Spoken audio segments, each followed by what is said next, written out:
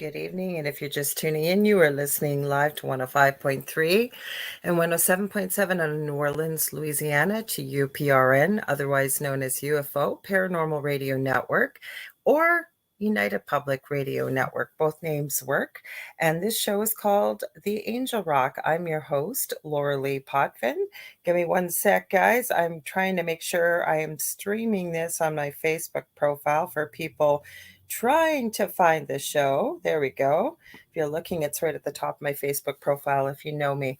Now, a little bit about myself. I've never been to the show before. Welcome. And I also love to always welcome our returning guests. If you see something you like here or you're listening to it, please remember to subscribe, like, and share. There's something for everybody on this network. We're getting all kinds of new hosts, new shows.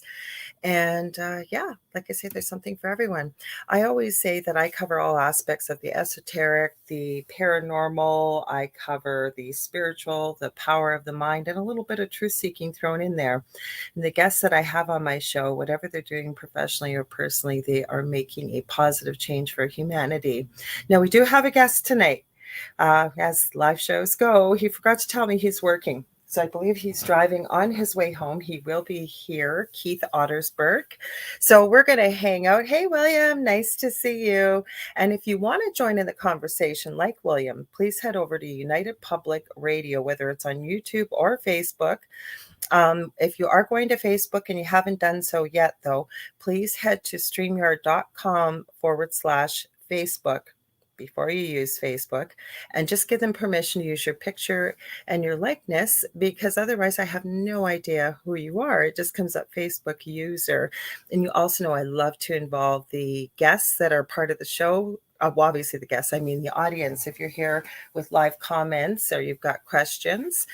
So Keith should be here momentarily, but while we're going and talk about a few other things, I always forget to mention my second show, regardless of which one I'm on. I'm also a host of a newer show on the network here. On Thursday nights, I co-host it with a good friend of mine. We came up with this concept. It's called The Thing at the Foot of the Bed. And my co-host is David Hansel. That is from 7 to 9 p.m. Eastern Standard Time. And David and I are both psychic mediums. We've had near-death experiences. I've studied them for over 40 years professionally and personally, because I'm also a registered nurse. And yeah, we answer all kinds of questions to the best of our ability. We make it well known that we're not experts, but we are well versed in the paranormal. So whatever we know from personal experiences or what we receive from spirit, and we take into consideration your questions, your comments, or whatever you like to add to the show. And we have really great discussions. A little bit about me. I am a Canadian clairvoyant medium, crystal Reiki energy healer, Akashic Records practitioner, spiritual teacher, and mentor. And yes, you're trying. I can see you, William. You're okay. I can see your name, so you got nothing to worry about. I can see you. You're good.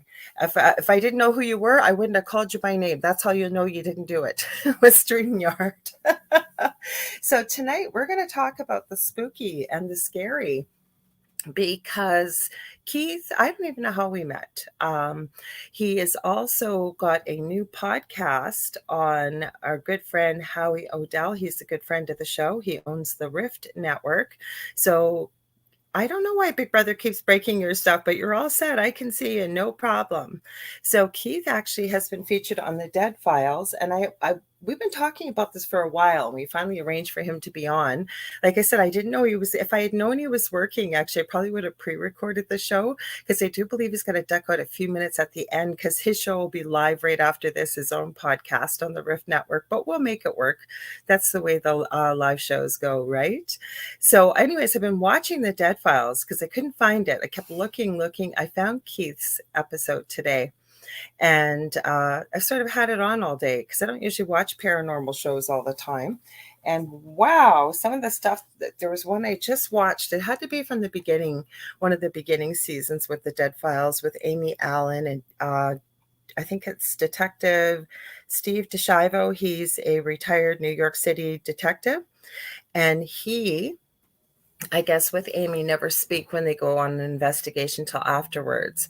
But the one that just really got to me, and I guess Amy's partner goes in before she does her walkthrough, covers up anything that would distract her from her walkthrough or give her any clues to anything that she's seeing, so she knows what she receives is what she's receiving. And I can certainly understand that. I've explained that to people, and many people that do what I do when it comes to readings and things like that, the least amount of information, the better.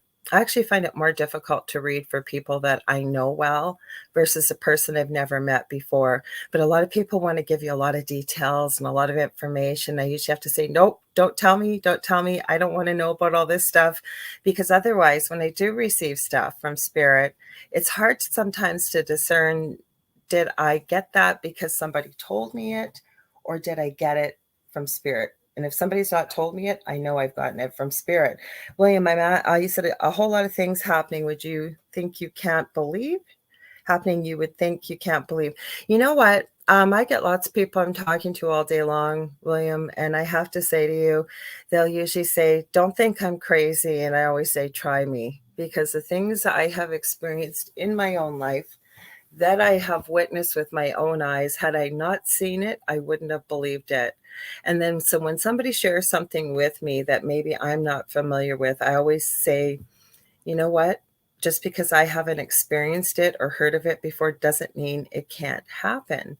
Because I was just having this conversation off air actually on the weekend with somebody, and I was saying that, and I say it often, that the paranormal or the unseen or the unfamiliar world with generalized population, right? We all think life is life. A lot of people think they're just here, don't know why they're here. They've only got one life to live and that's it. But if you ever get exposed or you look beyond what you think is regular life, I call that opening almost Pandora's box. And when you start to open those doors and you realize just how vastly much more enormous it is compared to what we consider to be regular life, it's incredible. And I love learning, consider myself a lifelong learner, and I'll tell you, when you're working with this field, you definitely feel like you are doing this lifelong. So I'm not quite sure what you're referring to, William, when you say a whole lot of things happening, what I believe couldn't happen. There's a lot of things too that I think my partner, Dell, he's a skeptic. And for those of you maybe that are new to the network, I am very familiar with the paranormal. I lived in an extremely haunted paranormal house. And well, you can try me. You can put in the comments, William. You said, do you think you could surprise me? Well, maybe. Anyways, I've lived in an extremely haunted paranormal house. Dell's been thrown 15 feet across the kitchen by nothing he could see. He didn't even tell me for a couple days. He was out there with his voltmeter, checking the fridge, to make sure he hadn't been shocked or something, right? So we shared our experience on the Travel Channel's Paranormal Survivor, Season 4, Episode 9. It's called Demonic Hauntings. We're not the only ones that have experienced the activity. There's others that have been physically in our home. There have been people that I used to call into a friend of mine's show that's still live on Facebook and YouTube on Sunday nights, called Paranormal Soup. The host is Jason Bland. And I used to call in many years ago every single Sunday night on video. And I can tell you there are many videos with EVPs, with things in the background going on. So plus, friends, when I've been speaking to them, have witnessed stuff on the camera and what have you. So I started to say that with the One Dead Files I just finished watching, and it was an earlier episode, and it was a family that were all sleeping in the living room. And it was a 21-year-old son, a 15-year-old son, and an 11-year-old daughter. And she had been diagnosed with selective mutism, meaning when she was severely frightened or anxious, she couldn't speak. And although we didn't quite have that, it rang true at first with everybody sleeping in the living room. No, everybody didn't sleep in one room at my house, but it was usually me. But somebody stayed awake all night long to definitely monitor the other three while they were sleeping, because Dell almost died. So that rang true.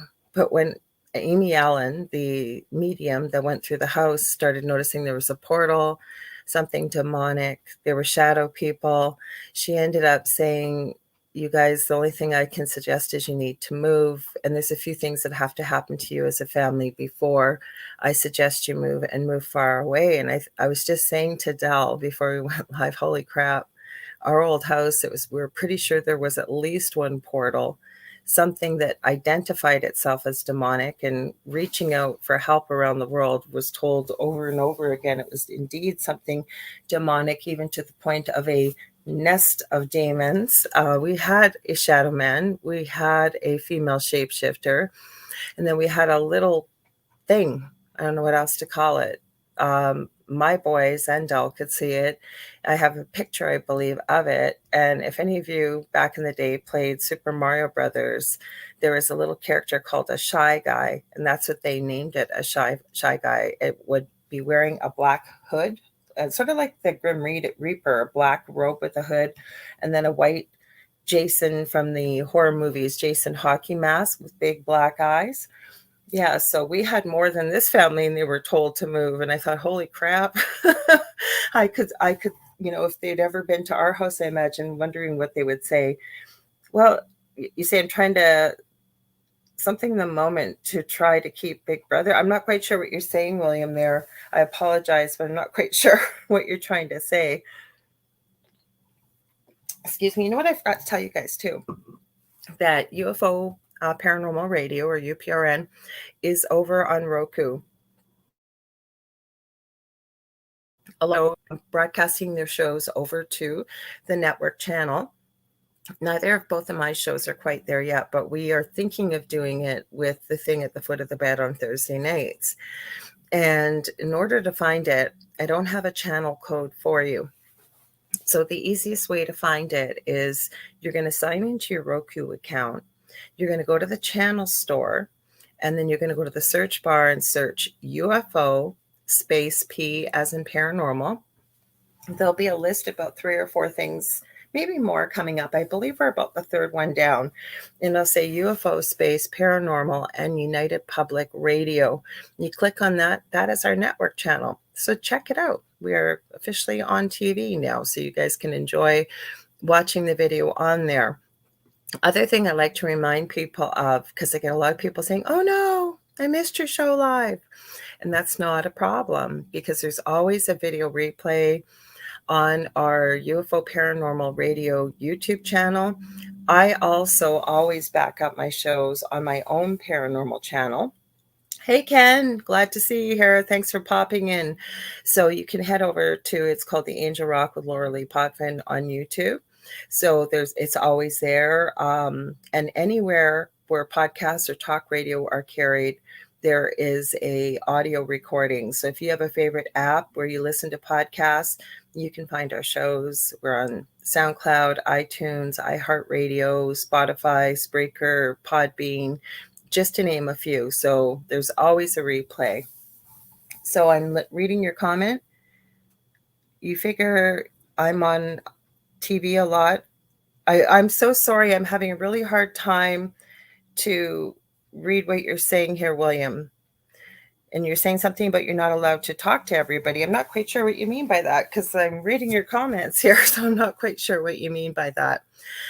I'm glad to see you can pop in, Ken. You're a few minutes late here, and that's okay. I was just going to tell you, we do have a guest coming tonight. I just found out a few hours ago he's still working.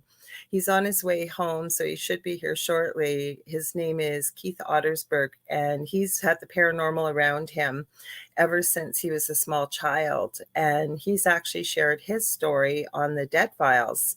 He's a podcaster, paranormal investigator, and what have you. So I'm keeping an eye on my phone, because we didn't get to do a sound check before. So we're going to wing it, just like we always do when we got live radio or live video. What can you do otherwise, right?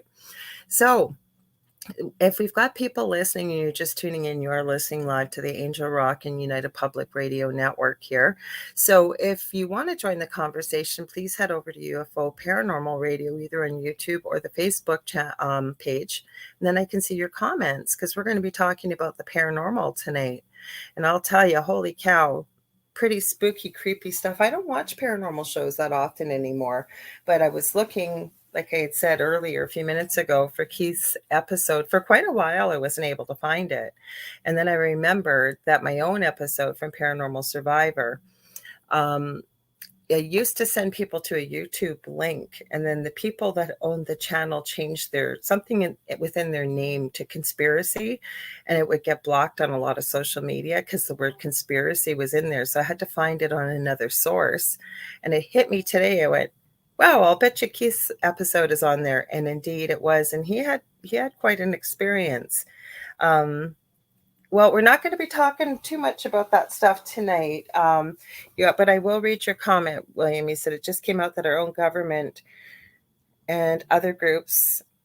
Well, that didn't just come out. That's Project Bluebeam. You're talking about possible space alien, I'll say, invasion on all of us.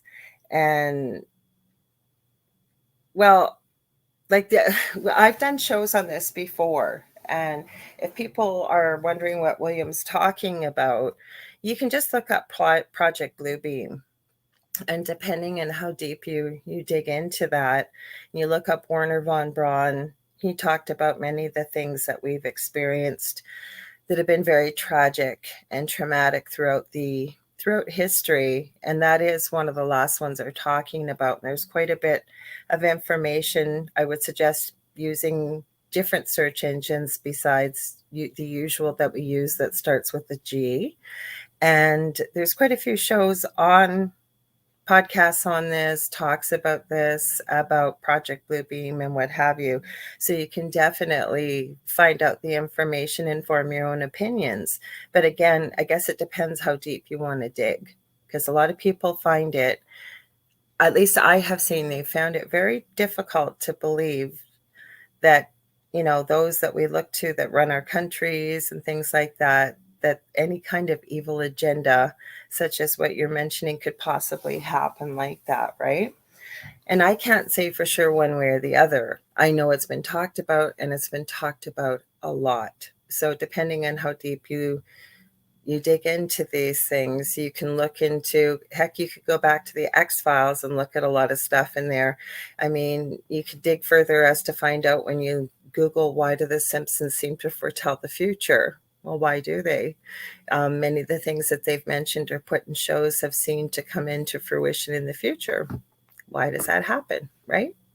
My question out there, and I'd love to hear your thoughts on this, because I've been thinking about this for a while, is why do these evil things, I have my own theory, but why do these evil things in the paranormal seem to surface or show up or come from other dimensions, and why do they affect the living? Because I've been thinking about that, even for our own paranormal experience. And if you understand the laws of energy, right? Like attracts like energy on this planet. Wherever we have, say positive, we have negative, we have cold, we have hot. So it's a duality on this planet as well. But it seems like, even with these TV shows, even with ourselves, like we weren't evil people, we weren't nasty people, we weren't anything like that. So why does it happen? And I'd love to hear what your thoughts are. I'm seeing what you're saying here, William. Well, you have to kind of be careful what you say. Hey, let's talk about the news, because we've lost some pretty big newscasters today, actually, as well. And one of them, Tucker Carlson. So you're in the middle of it. You're not quite sure how you got here. Well, you can choose to believe it or not, but I truly believe that each one of us is here for a reason. We're not here by accident. A lot of people think we are. And when we start getting into this, and then some people get quite angry when they hear it, and rightfully so, because you kind of feel like you've been hit over the head with a 2x4 when you hear people say this. And it's like, there's no way. And what I'm talking about is us choosing this lifetime, choosing our parents, choosing the people we interact with, choosing, some of our friends, some of the things we end up doing. And we also choose the reason why we come here to help and grow and evolve. Hey, Robin, welcome. Robin's Halfern Paranormal over from the UK. We're waiting for our guest, Robin. He should be here soon. He's just on his way home from work. I didn't know. Hey, Howie. I'm glad you are. We're waiting for Keith. I already gave you a shout out for the Riff Network. We're just waiting for him. I didn't realize he forgot to tell me he didn't get off work till when we started. So he's got about a 20-minute drive home. So he should be here. I'm watching for him. He's got a link to get in here already. So hopefully he will. So, like I say, or he'll message me on Messenger and he can hop in here because I was talking about the dead files and stuff like that. So I was answering some of William's questions here. He's been active in the chat. He said some of the stuff is based on real stuff. Well, you're entitled to your opinion, William. Like you said, you figure everything you've learned is a lie. Well, like I said, we're really not talking about that tonight. I would love to talk about it. And you have to be careful what you say when we're on social media with these type of things. And it's not because I'm a chicken or anything like that. I actually love to discuss these topics off air. Hi, Lisa Campbell. Welcome.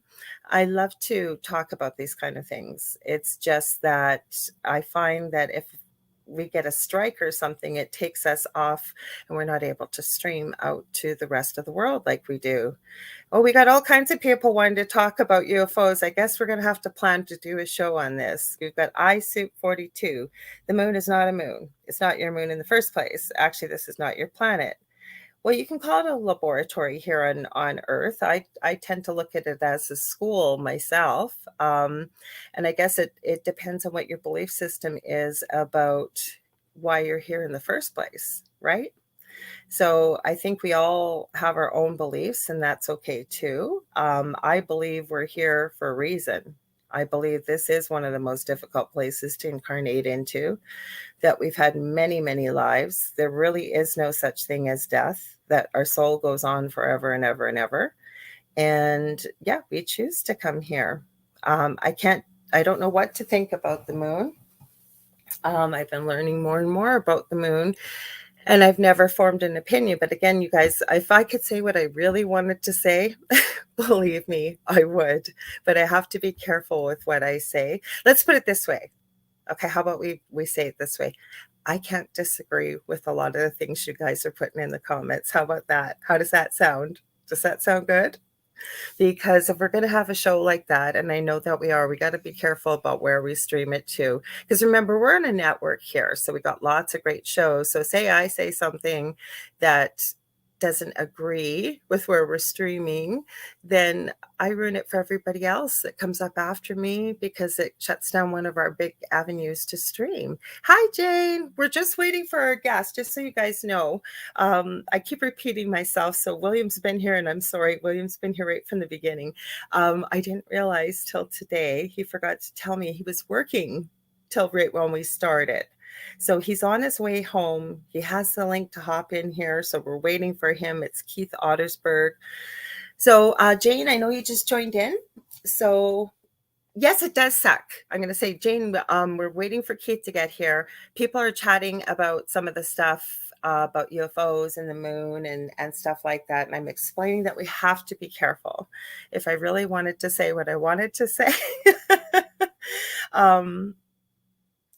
there's supposed to be, I don't know. I have heard that, William, that there could be 1 million people. I have heard there are people living up on Mars. And then depending on how deep you want to go, I mean, I can't say yes or no one way or the other. I can tell you though.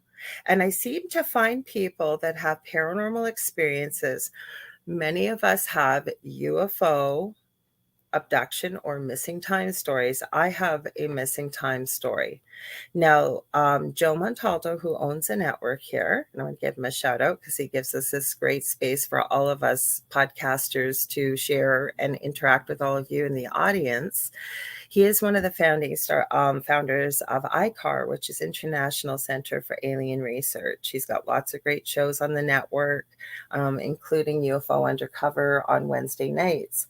Now, he's been doing a 20 plus year study on those with Rh negative blood, red hair, green eyes. Apparently, those DNA attributes did not exist before 70,000 years ago. Now, the interesting thing is, I do not have Rh negative blood, red hair, or green eyes, but my mother does.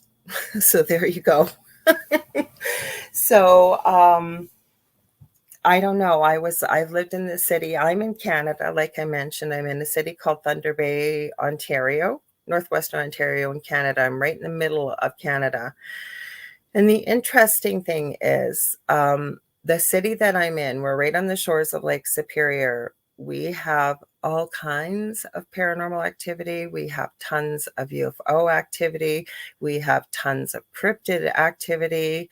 And we're not quite sure what it's all about. I don't know, because they even talk about Lake Superior, which is one of the largest Great Lakes, freshwater lakes in the world. And it's part of the 5 Great Lakes in North America.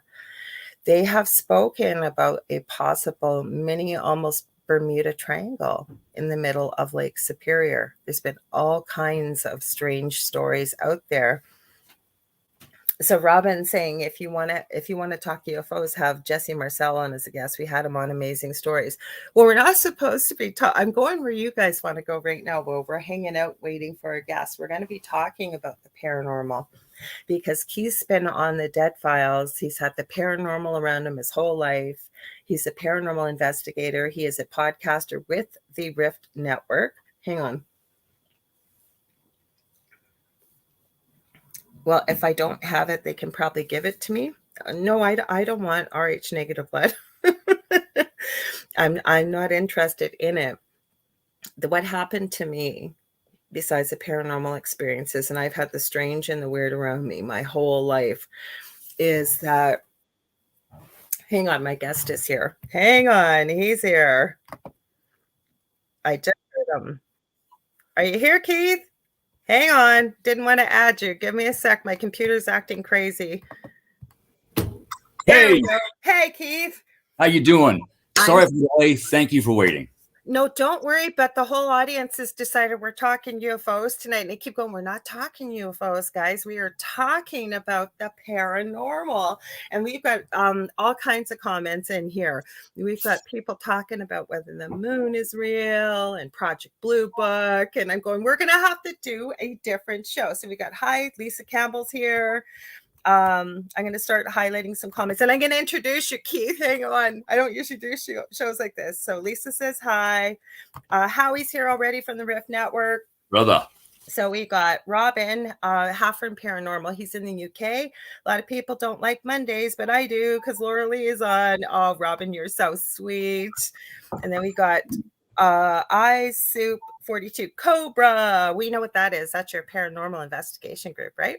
Absolutely. Let me read your little bio I put together here, Sure. Keith. We've been trying to make this happen forever, have we not? It's been a bit. It has been a bit.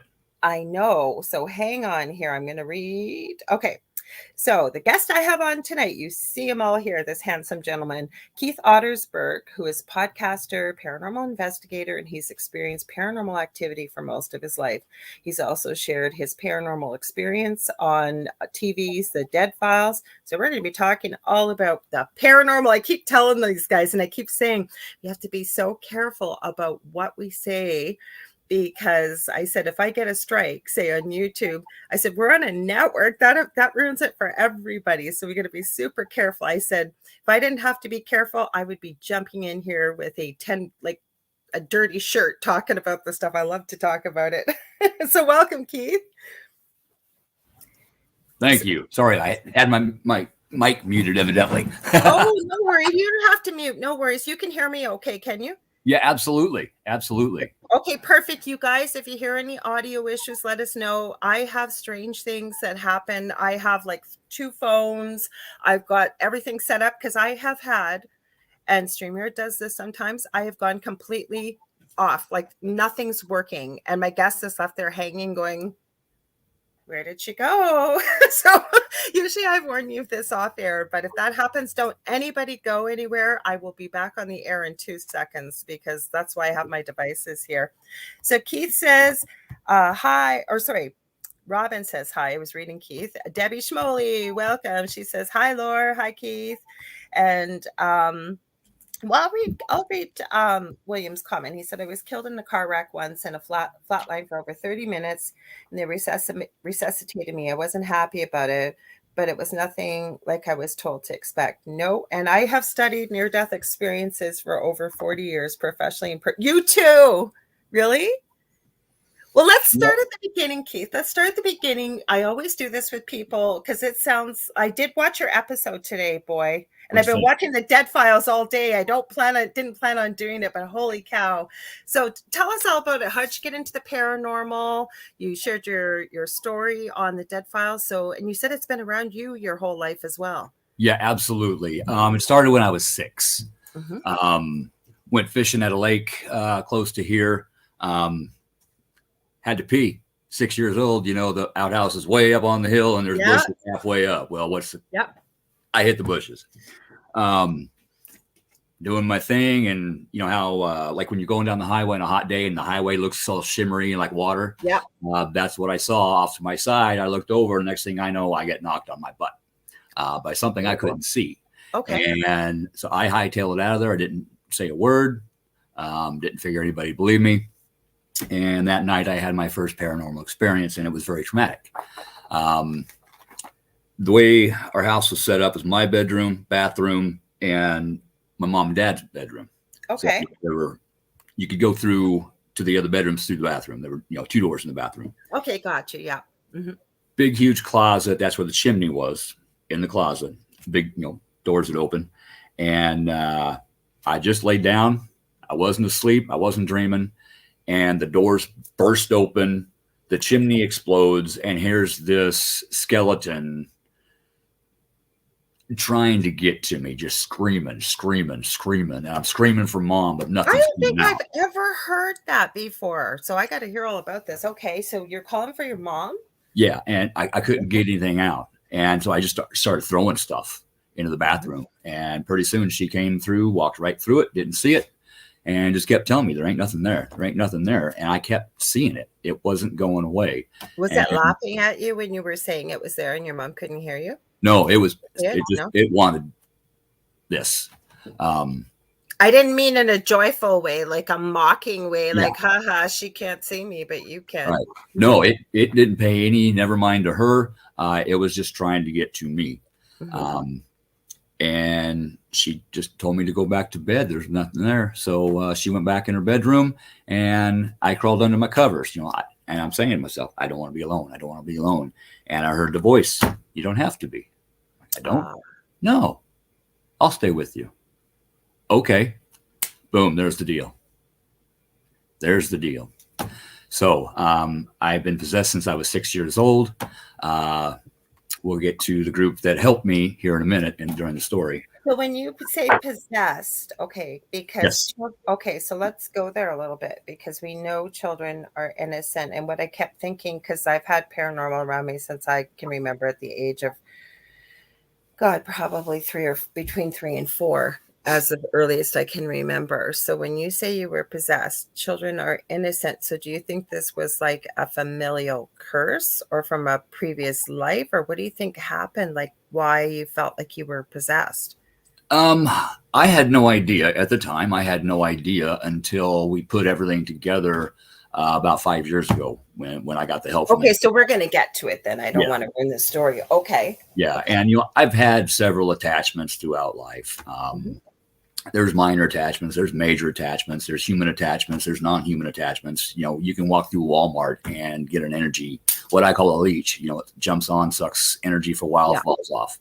Can I ask you something? I have a theory about that. Yeah. I was told this many times because I always had these abilities, but never really used them. As a nurse, I kind of did. And even my roommate, she never once said this to me before we got married and stuff. And when I told her now I'm working as a psychic medium and stuff, and I thought she's going to go, Laura, are you crazy? I was so shocked by her answer, because she said, I'm not shocked. She goes, Laura, you would always know things, and I'd never know how you knew them or what. But what people would say to me, and I always thought it sounded really arrogant, but as time has gone by, I've sort of started to see what people would say when I reach out for help with this years ago. And they kept saying, you're going to be doing something for the light that the dark does not want you to be doing. So do you think it's maybe you have abilities that you're using for the light in whatever way, and it's working against the dark? Because I've seen this so many times with people. And again, I can't prove it, but it feels right to me. What's your thoughts on that? Yeah, I totally agree with you. Like they're And trying to stop you, right? Like they're doing their best to stop you. yeah, because they don't want anything, putting them back where they're supposed to be. Exactly. You know, it's like a bank robber, cop busts in, they're not going to get along.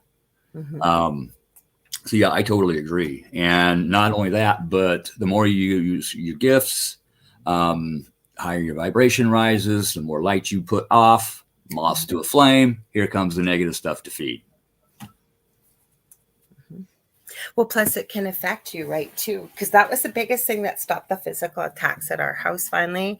I never got rid of what we wanted, but to understand how energy, I was talking a little bit about this before you came on about, we know like attracts like energy on this planet. So when you understand, and I know you know this, probably lots of people in the chat, but those may be listening that we can't see here, that if you raise your vibration, I used to hear that all the time. It used to drive me crazy. What the hell is raise your vibration? I understand it now, right? So if we're happy, I tell people, even if you can't be happy, you're feeling depressed, all of us have a movie that you know is going to make you laugh your butt off. You put that on, that's raising your vibration, right? Yeah. Something positive.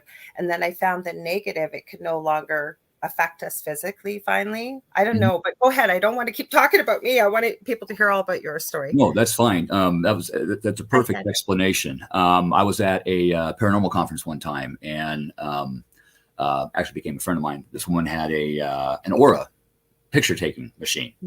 Carillion photography, right? Yeah. So I sat down, and I'm sitting here looking at my aura, and she was talking to somebody else. I was waiting, and I just started raising and lowering my vibration, and you could see it on the screen.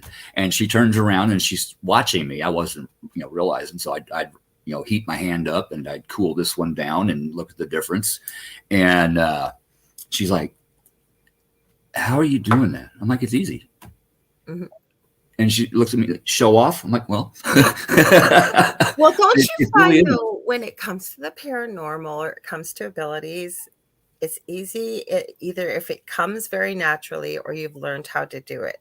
But if you can't, it's like you, especially if you want to be able to do it so badly. I'll use myself for example, or I meet people that want to know, like, well, how do they think they have to open their third eye to connect to spirit or something, right? And the more they want to be able to do it, it's almost like pushing it, whereas it's meant to almost flow like water. And for myself, like my boys can communicate with animals. I am working on animal communication, and I can communicate to some degree, but I want it to the point that we can have a two-way conversation, and it's not quite there yet. And I know I'll be able to do it, but I realize again, I have to remind myself it's meant to flow. So the more I want to be able to do it, I can't force it. It's just got to happen, right? Yeah. My pup, she'll come in the room, look at me, and here, cookie, water, and I'll get up and she will go over to where the cookies are or where her water bowl is. Out. Okay, let's go out. Okay, so I know all these things. Okay, so I'm going to use the example. And Janie, if she's still here, she'll know. So what it is, and I think I've solved it. I had to kind of get inside her head. I have a cat, and she's been peeing on my son who has severe autism, his bed. And it didn't matter what we did. There's a waterproof cover. I got it all. But sometimes I was doing the mattress through, not the mattress, because I put the waterproof cover on very quickly because I was not ruining the mattress. Yeah. And sometimes it was 3 times a day. It's like, what the heck is going on with this cat? Now I knew, because my German Shepherd, who thinks she's the size of a Chihuahua, would chase her, right? And not to hurt her. She wants to play, and it's great fun, right? Strong prey drive. I'm going to chase the cat. Yeah. And I kept telling the cat, all you have to do is claw her once. Not that I condone animal abuse, but if you did, she'd realize that, no, this isn't fun. I'm not going to do it. But my cat's not vicious in any way. Not that cats are vicious. Those are natural weapons of theirs that they have to protect themselves. I get it. So we had to get inside her head and figure out what was she saying? What was she needing? What was she wanting? But I was hoping and thinking we needed to find somebody that could have that communication. What do you need that would be able best to serve you and not so complicated as I'm saying it, and the dog as well, that we could get the two to stop. Yeah. But I will tell you, my son said to me today, I said, knock on wood, he goes, she hasn't peed on my bed in like about a week now. I go, I know, I think we figured it out. So maybe we were meant to figure it out all together, all alone. Does that make sense? It does. It does make sense. It does. It really does. Sometimes things just flow naturally, and the solution. Well, like you said with your aura, but if you try to teach somebody that, right, and you probably could, it's just like you said, well, it's easy. I'll mention that's where the lady said show off, because it's not easy for everybody. The way I do it, I'm a Scorpio. So my emotions run very, very, very, did I mention very deep? Happy is happy, not happy is not happy. And I've noticed my vibration, the way I felt, different moods. So I used, when I was sitting there, I just imagined myself really happy, and it would rise, you get brighter and everything. And then, I pictured like when my wife left, how that made me feel. And it just started, it would change color. It would, come back in. So I actually use my emotions to raise or lower my vibration in order, if I'm working with a client, and we start to clash, sometimes that is a reverberation of your vibration, my vibration. Okay. So raise it up, lower it down until we hit a smooth, then we can continue the conversation. I have a brother that's a Scorpio. And again, I would never generalize, but I find generally with Scorpios, like you said, very strong emotions, but there's no gray area, right? Like when you're happy, you're happy. When you're sad, you're sad, or you're angry, you're angry. But what the beautiful thing is that you just shared, you were able to recognize the power of your mind, right? Yes. And you went into that state where you were really happy and make that connection, because that's what people forget, how powerful our minds are, right? Huge. They say the power of suggestion, the power of thought. Placebos. Your mind talks all day. Words, it makes words in your mind, even if you don't say them. Words, spelling, spells. So you got to be careful about your words. You're reading my mind. You're not saying the words, you're thinking them. Spirit can hear them. If you're thinking nasty and you want to go do something harmful to this person, Spirit hears that, and that can affect that other person. Now, what I try to do is, if I'm upset with a person, I wish them well, wish them peace. Maybe, hopefully, you learn something out of this situation. That was not easy to learn to do, but or the hardest one is when somebody just really rubs you the wrong way, or they just push your buttons. To be able to step back, take a breath, and go, what is this person trying to show me within myself that either needs work or I'm not seeing, right? Yes, practice the pause.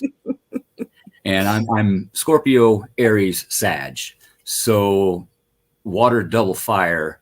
So I mean, I've really had to learn to do that, because way back when, base Scorpio mode, no, we ain't doing this. This is what's happening.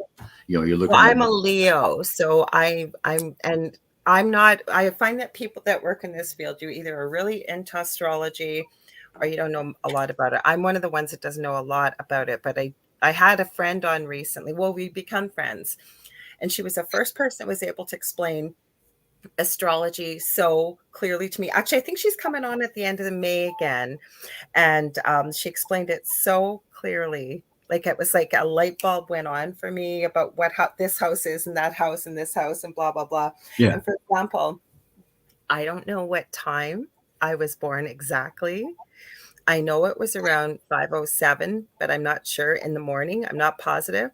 So she asked me after the show if she could quickly just do a quick little thing for me. And she said, I need the time of birth. So I sent it to her, but I didn't tell her I didn't know the exact time. Mm. She messaged me back about 10 minutes later. She goes, could you have been born about a half hour one way or the other around there? She goes, because from what I've just known from meeting you and everything else, she goes, that's not the exact time. So I was floored because I didn't tell her that. I'm getting you off track here. We've got all kinds of comments, and I want to say hi to Sandra. I didn't get a chance to say hi to her. I will remind you, if you're just tuning in and you're listening, you want to be part of the conversation, please head over to UFO Paranormal Radio, either the Facebook page or the YouTube channel. If you are on Facebook and you haven't done this yet, though, because we're using StreamYard, please head over to streamyard.com/Facebook. They're going to ask for your permission to use your name and your photo, and then we'll be able to see your names, because otherwise you all just come up as Facebook user and we won't have any idea who you are. And I got you off track here, Keith. Okay, so you That's thought okay. back up. So you feel like you were possessed since about the age of 6. Like, what made you think that, or like, how did you recognize all this stuff? How about we'll go there?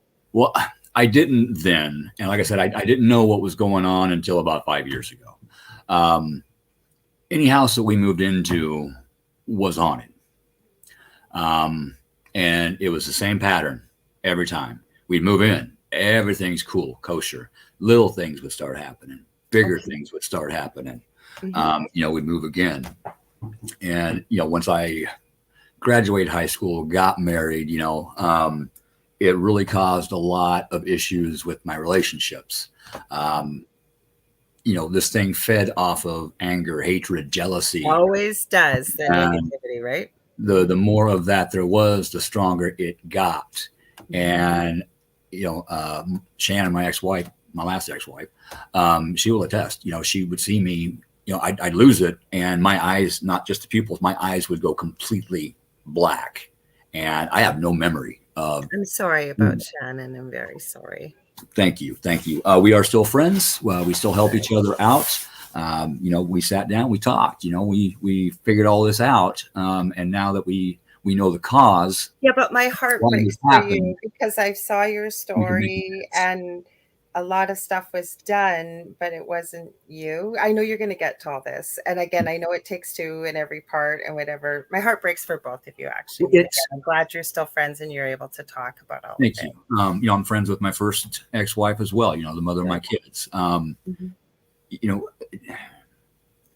fact, after all this was said and done and I got my help, I sat everybody down through my life and said, hey, I did these things back then. I apologize. But before I could do that, I had to forgive myself, which means I had to accept that those things were done, said, what have you. So I really went through a dark night of the soul, and I had to go look in the mirror, literally look in the mirror into myself and realize, Keith, you were an asshole. No, but Renee wrote here. We've got lots of comments here, and I'll go through them in a bit. But Renee wrote this, and she said, so glad that thing is out of you. Yeah. So let's you go where you want with this story, Keith, but it's a fascinating story. But, and I don't want to say your story is very unique, but there's a lot of us that work within the paranormal. I know you understand a lot of spiritual concepts just from speaking to you, because I would be what's a light worker, but not a lot of light workers work with dark things. Not a lot, but for some reason I'm working with the dark too. I work a lot with the darker things. I can tell. Well, no, you do paranormal investigation. I know you do, and you've got a team, and I think that we're going to need a lot more with understanding the light and the dark with what we're going through. People were talking about that before you popped in, because I don't know about you, but I'm seeing a lot more of these things that don't belong here that need a butt kicking. Yeah, and that's kind of my specialty, is dealing with the darker entities. I usually let the rest of the team deal with the other human spirits, and whatever nasty there is, I take it out. But like I said, you're saying you found out from when you went through your experience that you did, that we're going to get to, that this has been around you your whole life. So like you said, you would move into a new place, things would be okay, and then the situations, we'll say, would happen that will lower the vibration, because it is. They cause arguments, these things. They cause fighting, they cause division, divide and conquer, sadness, depression, anything you can think of that's a lower vibrational entity, and then they can get a firmer and deeper hold, right? Yeah, yeah, absolutely. And it wouldn't just affect me. It would affect my partner. It would affect my friends if I was hanging out with my friends, my family. So, it didn't just affect me. It would modify their behavior as well. They did things that they normally wouldn't do. I did things that I never would have done. Do you find it was just where you were living where you would see these changes, or you just physically had to be around them no matter where it was that you'd see these changes? What I feel is, growing up, like I said, it affected others, my family. And when we moved, for some reason, Mom was drawn to the haunted places that already had entities there. Do you think maybe they were calling her? Very possible. Or this thing was guiding her. And it almost seemed like every house got a little worse, like it was gathering up things and using them for energy. I got to the point where I still got the red marks on my neck. I was held up by my neck up against a wall, with my feet 6 inches off the ground, getting choked out. Here at this house, this 8-10 foot black ball bull rushed up the stairs, and I had just laid down. I was awake. Shanna was sleeping, and it just started knocking the crap out of me in bed. I couldn't move, and I finally got my arm out, and I swung through it, and it disappeared. 2 weeks later, the same thing happened. It pulled me by my hair down my stairs and threw me in the middle of this living room. I know this is in your episode, and so if you guys are wondering who Shannon is, this was his last wife that they're no longer together, but friends, you said. So yes. Oh, you know what? I was horrified for you, because I have seen there's a guy over in the UK that his wife is constantly attacked, and him too. But the stuff that goes on, but I've watched her sound sleep, being yanked by nothing out of the bed and pulled right down the hallway. It's horrifying. Yeah, I actually filmed. I set my camera system up and filmed it. And some really weird stuff happened. I don't have it anymore because of my house fire. It burned up my computer. You had a house fire? Pardon? You had a house fire? Yes. Yes. A little over a year ago. I 1 minute, everything's fine. Next minute, I'm walking away with the shirt on my back, homeless. My home is a 2-story block home. It was built between 1910, 1920. And I had to gut this place. So you walk in, you look down, there's my basement floor. You look up, there's my roof. Block walls. None of this was here. This is my house. I've rebuilt it myself. That's why the walls back there are nothing but plaster lath. See if I can get a little bit better view of it. Okay. Plaster lath. You would never know, though, looking at it. It's nice. Yeah, it's actually kind of nice. I like it. And it's inviting. It's grounding. The wood is very grounding. But I'm So going what back caused to plaster it? and lath. I'm sorry? What caused the fire, Keith? Electrical. Electrical? Okay. It was the doorbell wire. Oh, my goodness. Yeah, when whoever put the heater system in before I bought the house, like say, that's what's, on my floors. That's what supports my floors. And they just ran a piece of sheet metal down it in order to make the cold air return for the heater. Well, they ran it across the doorbell wire, and every time it kicked on, it vibrated. Eventually, it wore through the insulation, sparked. What do you get in your cold air return? Pet hair, dirt, dust, what have you. Whoosh. Kindling. That was it. So you don't think that was anything paranormal, though, do you? Just feel it was just the design of the house and everything? As the hair on my arm stands up. What I really had to sit in the dark for a long time in order to see the blessings that this fire brought me. It got me out of a relationship that I didn't need to be in. It happened when we were not here. We had just had my granddaughters here, and the mom had just picked them up, and we were going to go take a nap. and something said, get out of the house. So I'm like, let's go to the lake. So we did. We went to the lake. So nobody was here. I lost my dog and my cat, but I'm sorry. thank you. They were elderly. They were having some health issues, and it was an oxygen deprived fire. So they just went to sleep. They didn't suffer any. Oh, beautiful. So another blessing there. And deconstructing the house, taking it, tearing it out. This place was a tinderbox ready to go. It was supposed to have all new wiring. It was where you could see it, but the walls, inside the walls, it was all knob and tube, cracked, arcing. You could see where the wood got hot and started to burn. So if you had to have a fire, and it sounds like it was going to be a fire eventually, one way or the other, that, what I really rings true is when something bad happens, and I try to do the same thing now too. You look back at what blessings can you take from that. And what? I commend you, because a lot of people can't do that, especially when you lose everything. Thank you. And you see that main support beam right there? Okay, that supports the entire second floor on that half of the house. It rests on top of the doorway here. Mm-hmm. So the only thing supporting the second floor was a couple of 2x4s here and 2 king studs and 2 jack studs in the door frame.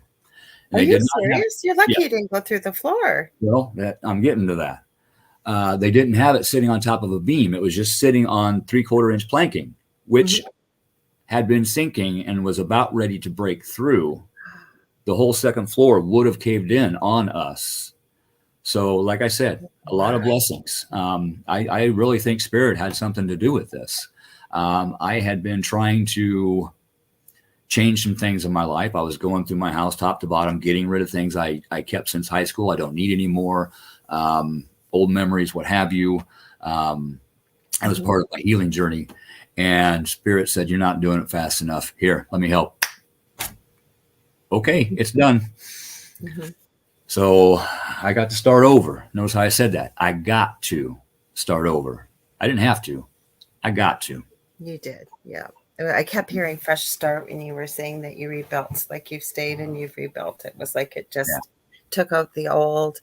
So going back to your story a little bit, like you said, you were held up in the air when you and Shannon shared your story with the dead files. You said about could you see what was pulling you down the stair? I can't even imagine out of a sound sleep, but something was pulling you down the stairs. Did you see any of these things? All I saw of the thing that pulled me down the stairs, it was just a huge black ball. And it was night. We had all the lights off. It was dark.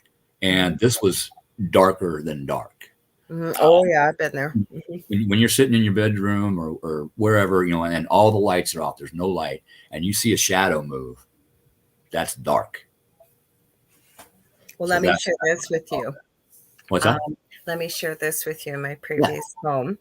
And where I live, I'm about 6.5 hours north of Minneapolis, Minnesota, about 35 minutes away in Canada in a city called Thunder Bay. We have all kinds of paranormal, UFO, you name it, activity. We don't, a lot of strong First Nations history. I'm not sure if it's that or what. But every year we had to replace the furnace in the old house. The house is full of black mold. We ended up finding out. What had happened, we replaced the furnace, which I couldn't afford. I had just gone through a divorce. And there was a sensor on the furnace. And this year it hasn't been that way. But every year practically in Thunder Bay, when it's summertime, you can go up to 110 degrees. Wintertime, sometimes down as low as minus 55 with the wind chill. That's cold. Every time that would happen, the sensor would kick off and we'd have no heat. And they keep coming and go, I can't understand why this is happening. Like, this shouldn't happen. So we get this young guy. He's about a little older than my eldest son, I guess. And he's coming to look at the furnace again. I remember this quite a few years ago. And I'm saying to my partner, Del, I need to sit in there with him, because that was the most active part of the house. And I knew something was going to happen. It was going to happen there. And I'm joking afterwards. I'm going, there's this old lady sitting with this young kid. He's probably thinking I'm trying to pick him up, because I'm making conversation. But I kid you not, I have the pictures, hair standing on end on my arms right now. I'm sitting there and I'm watching, and he's bent down below in the furnace and in the far corner. And I'm thinking it's getting blurry because it's black and there's this black smoke going across. So I sneak out my camera and I'm going snap, snap, snap, snap. And I'm hoping he's thinking I'm not taking a picture of the crack of his butt because he's bent down right in the furnace. And you can see like it just forms and it goes across and it dissipates. Like, what would have happened to him if we weren't in there? I don't know, but it happened right while I was there, and you can't make this stuff up. Nope. No. When a contractor came to give me an estimate on, to repair the home after the fire, he left very quickly, and he didn't exactly want to come back. So you got pulled down the stairs, and so what led you guys to reach out to the Dead Files? How about we start there then, because you've had these horrific things happen with you and Shannon. You had a lot go on between you and Shannon. I know you had this dream. Do you want to share that with everybody, or are you okay with that? Yeah, I'm okay with that. But here, hang on. My memory, I've got a traumatic brain injury from car accident. It's hard to remember things. That's okay. See, I went blank. Hang on. I can help you with it. I remember you were sharing on the show that, or Shannon shared that you had shared that you had this dream that was so real. You ended up running into the bathroom because you could taste blood. Yeah, you were going to do something to Shannon. There was something I was going to say before that. Anyway, I'm sorry. That's right. I did. I actually had a dream that was so vivid that in it, I attacked her and ripped her throat out with my teeth. And I jumped up and I tasted blood, and I just ran into the bathroom. I didn't want to look. I ran into the bathroom, and there's nothing. There's nothing. And Shannon wanted to know what was going on, and I didn't want to tell her. Well, eventually I did. And that scared the hell out of her, as it should. So yeah, she got scared. Yeah, but she had stuff happen to her. And I'm trying to keep them all straight. That's a disservice I did myself. I don't usually watch them, but I was watching the Dead Files all day today. I will tell you very quickly that the one I watched just before we went live, it was a newer episode, and she was visiting this family. There was a 21-year-old, a 15-year-old, and a daughter that was 11 with selective mutism from the trauma she would experience. She wouldn't speak for days on end, and the family was sleeping in the living room because it was so awful, and the stuff Amy picked up was terrible. So anyway, she picked up a demonic entity, she picked up a portal, and she picked up all these shadow people, and she said, like, there's no way you can fix this. You guys got to leave. And there were some things they had to do. I went, holy crap, if they had come to our house, like, I know we had at least one portal. This all started with a dream of something demonic giving me its name, its spelling. It was trying to get me to follow it like 16 years ago. And then I can't say on the radio what I told it to do, but let's just say under no uncertain terms was I going to be following this thing. Right. And then it gave me its animal form. And all hell broke loose at our house. And I'm thinking, crap, she found those things. We had a shape-shifting woman. We had, I was telling people before you came on that what my guy's all named the shy guy from Super Mario. He looked like the Grim Reaper with a hockey mask. And I think I have a picture of it. And then we had the demonic entity, and we had a shadow guy. So did you know how many entities like that you had in your home, or the attachments? Like, because like you say, I'm still fascinated with the fact that you said, you discovered that you you said attachment or possession since the age of 6? Possession, and then attachments along the way. Because I keep feeling the only way that could happen is if it was something like familial or bloodline or a curse or something, because a child is innocent. You've done nothing at the age of 6 that should leave you open to a possession, unless maybe you discovered why. There was a blood. I'm sorry? Oh, I said, hi, Michelle. She's in Australia. Hi, Michelle. We did find out that there was a bloodline curse. That's what I said. There has to be, because I know children are innocent. They have to be. Okay, so let's talk about this, and you go anywhere you want with it, because the Amy came in, and what did she suggest as a remedy for you guys? Move. Okay. She told me to move. She told us to move. I said no. And Steve looked at me and he's like, this house is more important than your wife and your marriage? I said, no. We move. It starts again. Because they wouldn't allow me to speak of the other homes I lived in. The show was about this house. but I I can't. know. And it's okay. So I got to ask you this before you go any further. Was it really true to what we saw on the TV, or did they make it? It was true what you experienced. I know that. Yes, But yes. the way it was, like you said, you couldn't talk about your previous history or anything. So it really Made it didn't get the difficult. whole story. It made it more difficult, but that it is pretty. They kept it pretty damn accurate. Good. They didn't tell me what to say. They didn't try to guide me or Shannon in any way. Mhm. In fact, we had six witnesses to the activity that they filmed. Some of them came up from Oklahoma. They traveled a great distance, and they had enough on just us and the house that they didn't have room to put the witnesses in. Okay. Yeah, it can only Um, be so long. at that time, they said we had the most activity out of anybody. Um, I don't know if it's still that way, but it. Amy finally got it when we were filming the reveal, because I didn't get to meet Amy until the reveal. Okay. Um, you asked about earlier. I'm going to jump here a little bit, how I got into the paranormal. Trying to understand what was happening to me, to my family. We had teams come in to investigate. They got evidence, but couldn't find a cause. So I started investigating with this one team to learn. And that led me to, building my own paranormal team. And finally, I wanted help. I was done. I was done with it. And I started, looking at paranormal shows. And I couldn't find the right one. And I'm flipping through channels and there's Amy's face. I'm like, whoa, hold on. This show. So I started emailing and calling, and I fought for probably 3 or 4 years. And It took you that long to get them to agree to come see you. Yes. And then all the activity that they were going to come, and all the activity stopped. And of course, it always does. They had some cases that involved children, and I'm like, you go help those kids. And then everything started up again. We actually moved, and it was fine here. The first time we looked at this house, we couldn't stand it. We had to get out of it.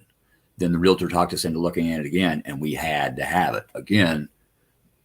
Entities guiding people to do things they don't want to do. But I'm thankful that happened, because this is my home. I've made this my home.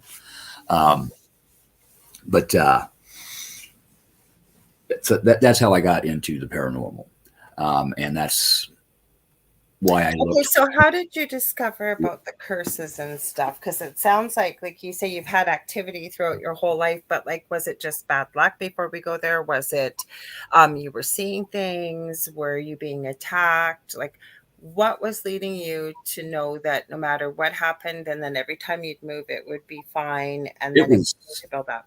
It was a compilation of everything. What was inside me, the entities that were already in the homes we moved into, whatever it drug from the last home.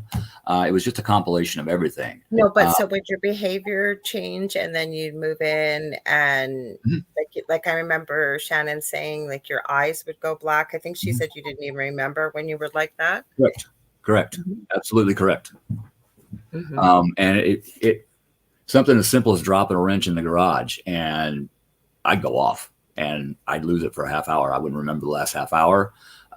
She came home one night and found me sitting on the front porch. Evidently, I had locked myself out, and my eyes were black, and I was just raging.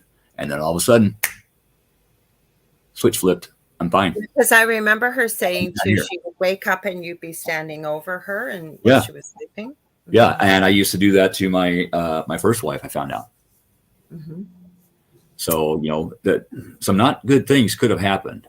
So I'm really glad I found the strength to reach out for help. Okay, so how did you find somebody to help you and reveal this familial curse that left you open to possession at the age of 6? What happened? I'm really fascinated. I want to hear all about that. Amy helped me. I was going to get back to the reveal. Sorry, go ahead. Sitting, right here. I'm sitting here, Steve's sitting here, Shannon's sitting here. And Amy comes down the stairs, and I look up, and she looks at me, and the look of horror on her face, I can't even describe it. I knew right then and there she knew what the problem was, and I had a pretty good feeling I knew what the problem was too. Me. Mm-hmm. And it was then that she understood why I kept saying, I'm not moving. Mm-hmm. I'm fighting this. I'm going to end this. Mm-hmm. Yes, I'm stubborn. But she. No, but I think you've had a whole lifetime to realize that it doesn't matter where you go. Yeah. It's going to keep happening. Repeating Until you get it cycles. dealt with. Mm-hmm. Repeating cycles. Mm-hmm.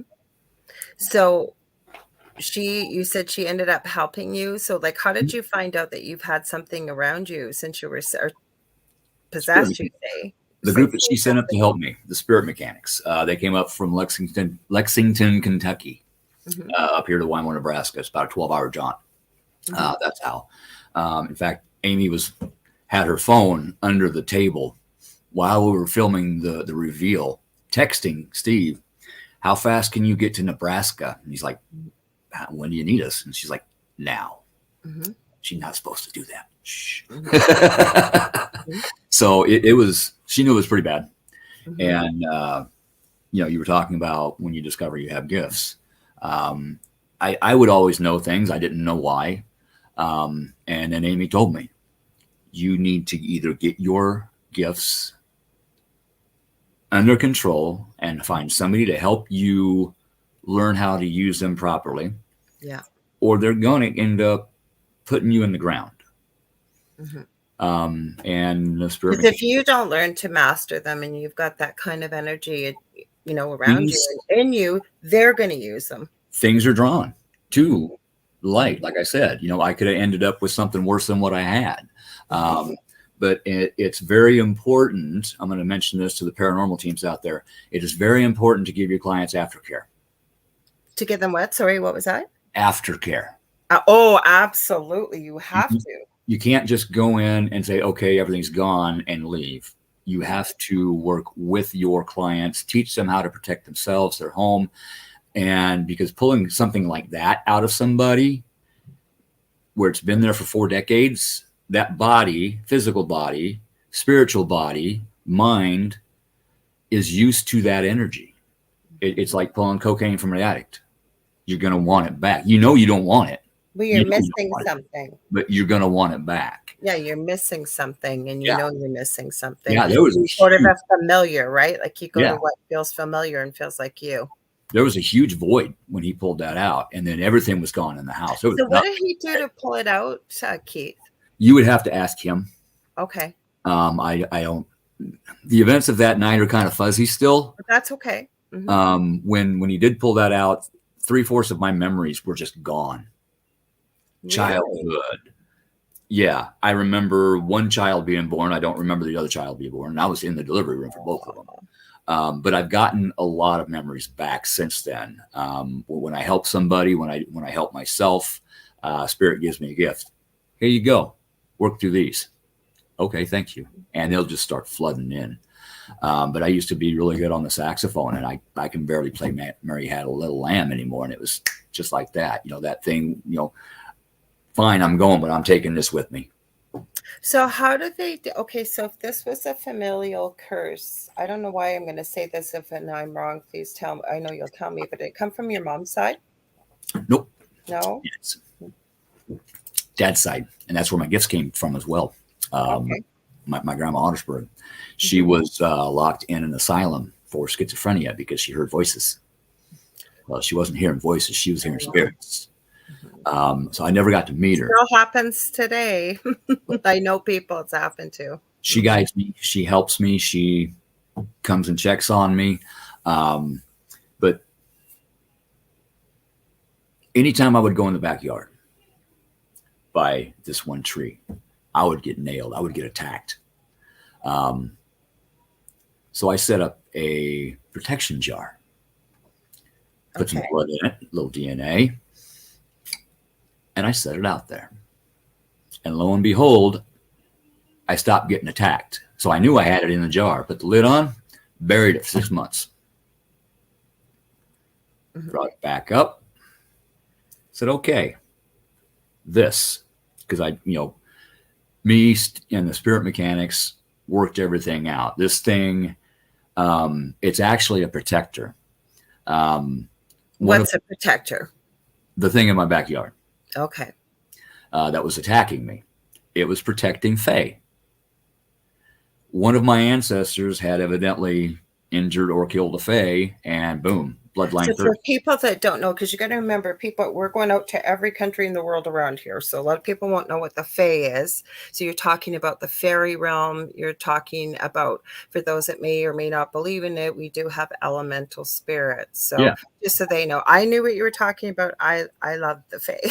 Yeah. Yeah. So, okay. So, I made a deal with this thing. I will let you out. I apologize for what my family did to whatever. That was not me. I have not harmed you. I will not harm you. I will let you out. You can stay here if you help to protect me, my home, and your Fae. Cool. All right, here you go. Now he gives me crap all the time. We're good buddies. It's amazing. Not everything that looks big and bad out there is nasty or demonic. Some things just have a job to do. Yeah, because I get a lot of people contacting me. And the other thing I always say to people is, first of all, what you see on TV or what you hear us talking about does not give you the whole story, all the information you need to deal with something. Even when people contact me, and if it's something that I know, let's put it this way, I always say to people, if you got a leak in your pipes at home, could you probably fix it going on YouTube and everything else? Probably, but is it going to be fixed properly? More than likely not. So it's the same thing as somebody contacts me with something that, say, I don't work with regularly, I don't feel comfortable working with, or whatever that may be. I call people who work with that every day. I'll call a plumber to go fix the plumbing rather than me. Could I stop the leak right away? Probably, but I need somebody in there that's a professional. So I really, because I get a lot of people contacting me. It's usually young gentlemen, and I don't say this with any unkindness whatsoever, but maybe they're a bit of a loner. They really want to feel like they want to belong, and they'll see, for example, it shall remain nameless, a certain tight t-shirt wearing gentleman on TV that does the paranormal or what have you, and they go out and they mimic or do the things that they say on TV, and they end up with a lot of trouble. I had one guy took something from a very haunted place and all heck was breaking loose and what have you. So what I'm saying to people when you're hearing this is just a personal experience. I've shared many of my personal experiences, but just as people are unique, so are the experiences as well as these type of spirits. So when you're having issues or you're seeing things like this, you need to reach out to people, talk to them and find out if they're a good fit and work with somebody that you feel you can trust. That's, if you want, ask for references, even better to ask for references, see if it's worked, and go from there. What's that, Keith? Do background checks. I would have no issue with somebody doing a background check on me if I'm going to help them paranormally. Sure. Or you've worked on a case before and they've been able to help, because like what you just said about aftercare. Now, I do know quite a few paranormal teams that are, yes, they're very conscientious, and that is number one for them is aftercare. But I also have seen many teams that will go in there just for research purposes, and I can't say the word I want to say, so I'll say poops and giggles, and go in there and stir things up and then leave. And I can tell you, when we were looking for help years ago, and if we had done some of the things that people had told us to do, we would have been in we would have went out of the frying pan into the inferno fires of hell practically, or people that just wanted to come and stir crap up just to see what they could document or see. And it's, people are experiencing this. They got to live this life, as you well know. You need somebody that's going to do that kind of thing, provide aftercare and know what they're doing. Wouldn't you agree? Yeah, absolutely. Even if you're going to, like, say, a public investigation place, don't stir stuff up. Don't antagonize, because the people that go in after you, they might suffer the consequences. Because they have emotions too. You piss them off, you upset them. What are they going to do? You leave. You do that and leave. Next people that come in, boom, property owner. I can't even, when I write my book and I'm working on it, some of the stuff I have been told that had I been a very foolish person, or as much as we were going through had followed it, I wouldn't have just had the demonic type stuff and things we had. I would have had, oh my God, I probably would have opened the gates of hell with some of the stuff. I am not kidding. Like, I won't even say on air some of the stuff people have suggested that we did, but we did our homework. Like, this was a 24-hour a day job practically, because I don't sleep a lot. Yeah. And I never did, because I wanted to find out, like we always said, we never went looking for this. It found us. And we never, like my partner Dell, he's been baptized 3 times. Like, his mother's extremely religious. I mean, I don't any longer subscribe to religion. I have a belief in a higher power. For me, it's God. I respect everybody's belief systems. So does he.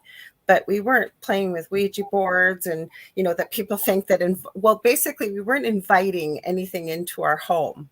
We still aren't totally sure why it happened.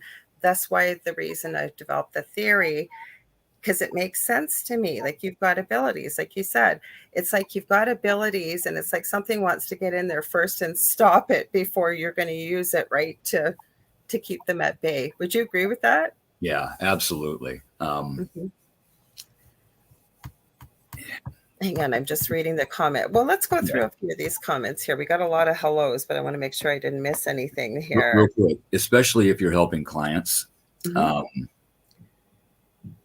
If you go in and there's something there that you have never went up against, you don't know what it is, and you don't know how to handle it, it is okay to say, hey, my team is not able to help you in this aspect right now, but let me try to find somebody that can. I have so much respect for anybody that does that.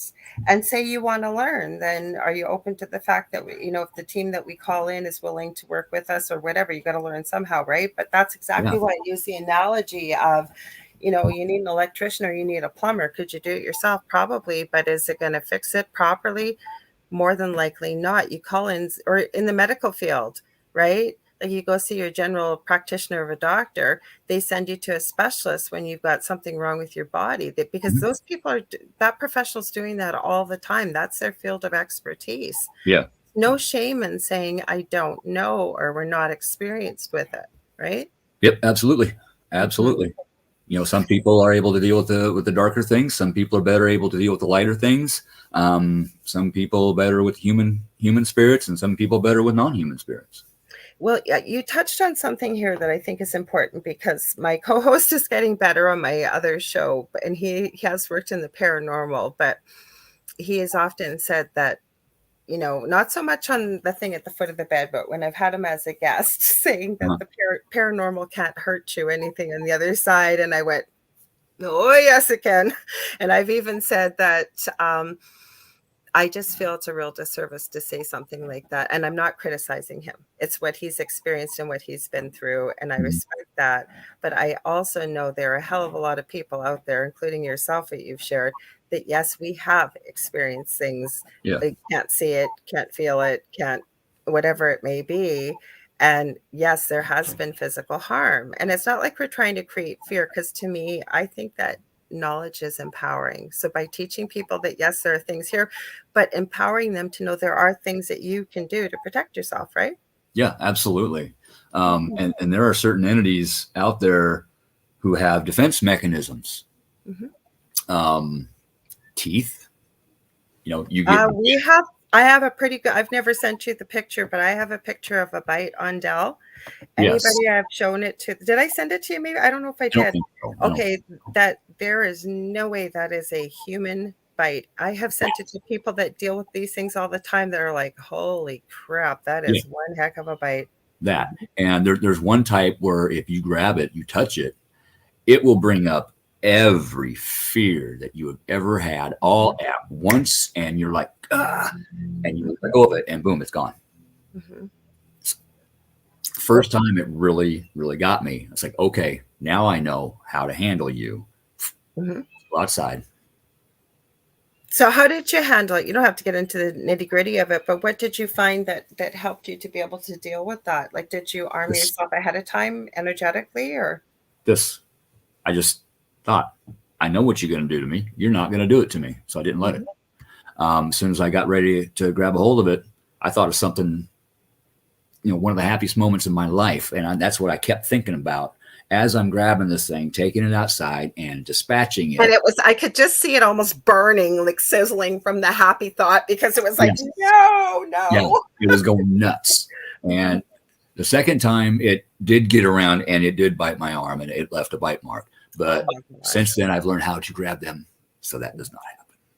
So Renee says abilities, I believe, are a beacon to the spirits, good or bad. I agree 100%. Because I always give this analogy. I always have analogies, and it's something Spirit gave me. And you know those scary movies where somebody's driving along a dark highway, there's no light, all of a sudden a flashing vacancy, no vacancy motel sign.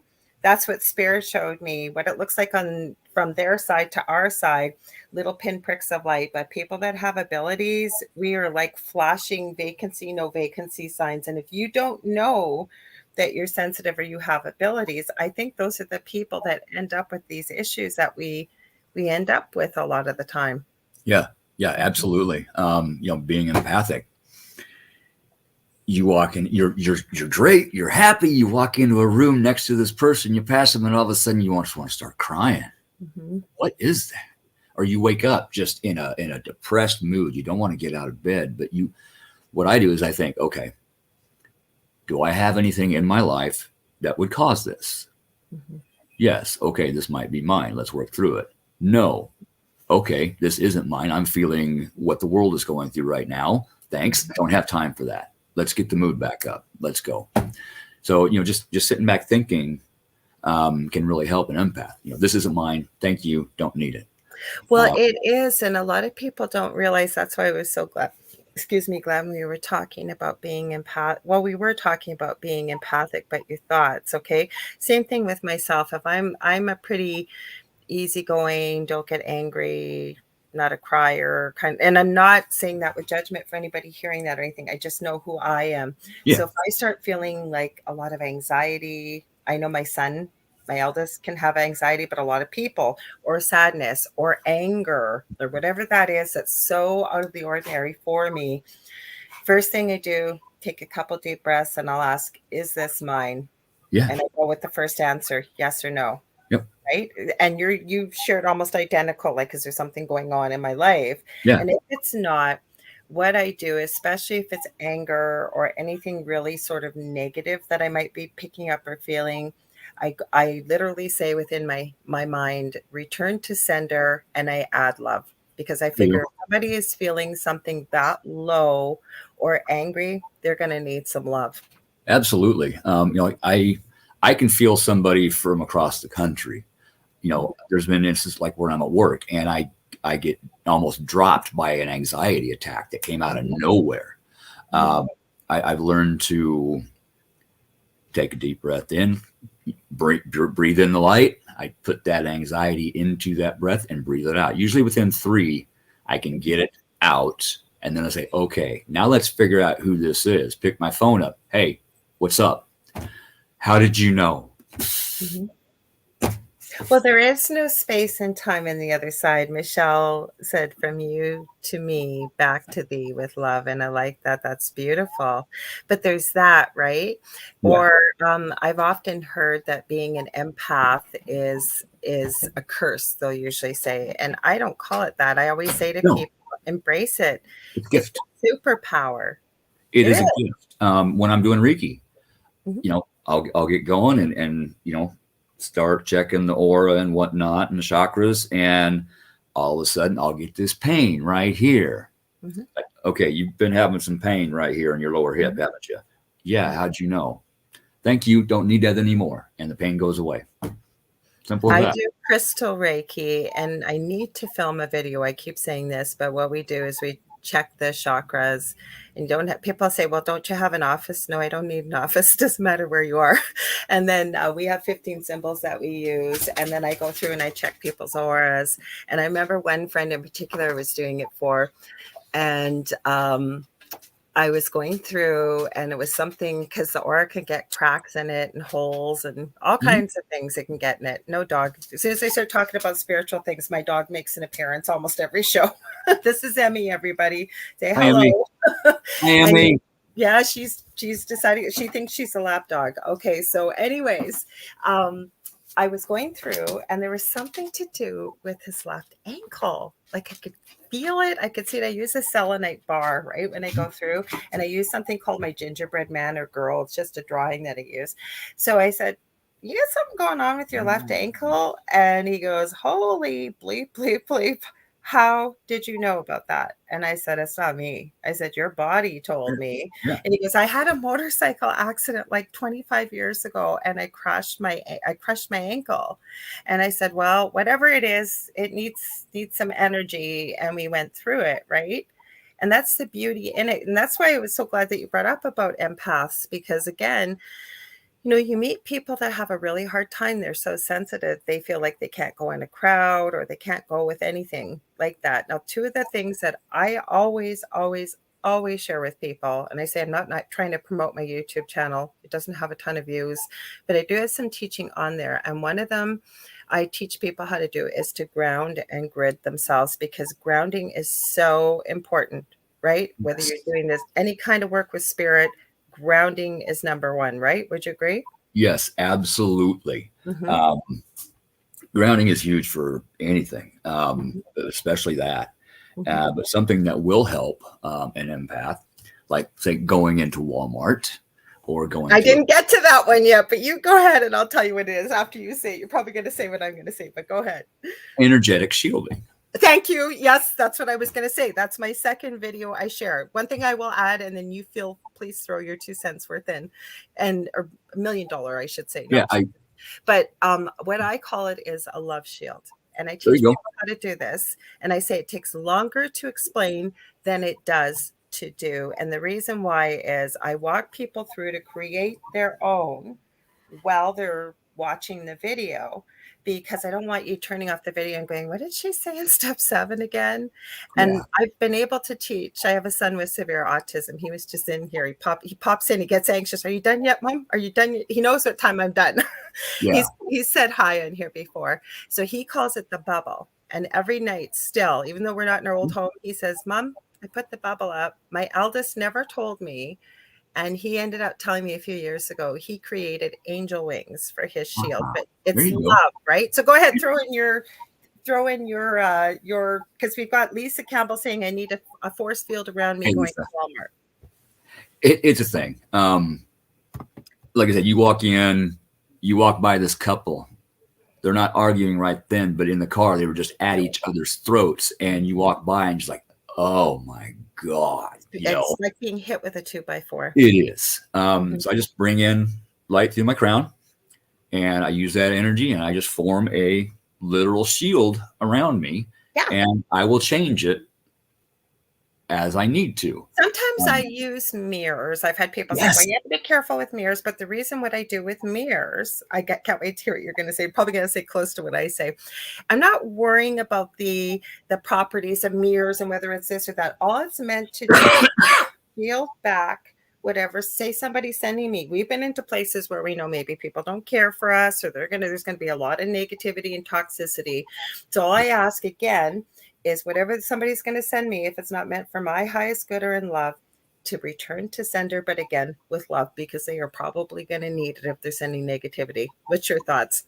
Yeah, that. I use the mirror Mm-hmm. in stores, whatnot. Say there's somebody there that I don't want to talk to, I don't have time to talk to because Mm-hmm. I'm also a mechanic. So I've always got people come, hey, what's Oh, you're like a nurse, a lawyer, mechanic, and nurse. yes, Everybody wants to talk to you. yes. And so I will put a mirror around that shield so that they don't see me and they won't see me. I can almost walk right Well, by look them. at that. That's why that's why I talk about these things, because people think all I talk about is this spiritual. I don't. But one of the things that Spirit keeps saying to me, and we're going to answer your question in a second, Michelle, is that what's so important right now is for people have forgotten who they are. But what I've thrown back to Spirit, and I'm still getting some info on this, is how can people remember who they were